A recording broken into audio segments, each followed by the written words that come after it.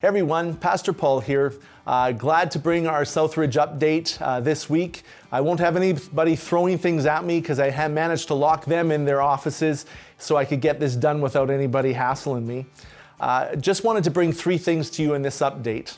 The first one is to remind you, those of you that are partners here at SouthRidge, that we have our partnership meeting that it's coming up on February the 28th. That's a Sunday night, and you should have already or will be sent a link for that because it's an online meeting. So please plan on being there. We'd love to celebrate the things that God has done this past year and share some of the things that are coming up this next year.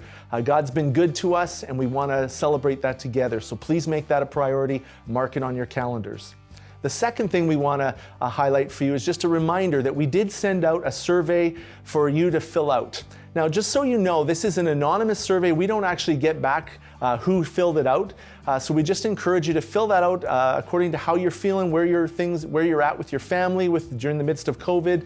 And as we begin to open some things up, we wanted to just hear from you. What would you be prepared to do? And one of the last questions we had is just how you're doing overall. And we'd love to have you complete that so we know what we can do better to meet your needs as a church family.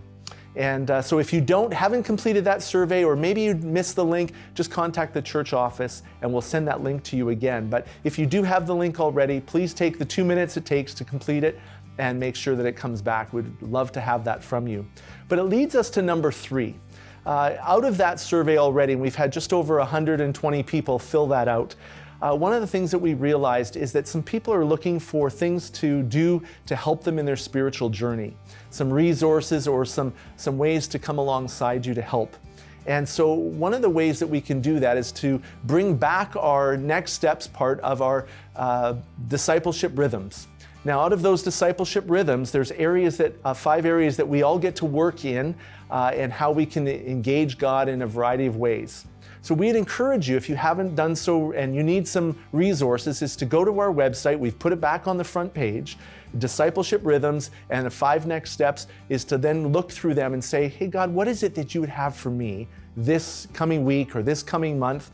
And then engage in those things. There's options for each one that you can go into, and maybe that might spur some things on for you to work through, maybe with you as individuals or as a family that you can do together. But those are some great resources. We hope you to partake in those and just delve deeper into your own spiritual journey.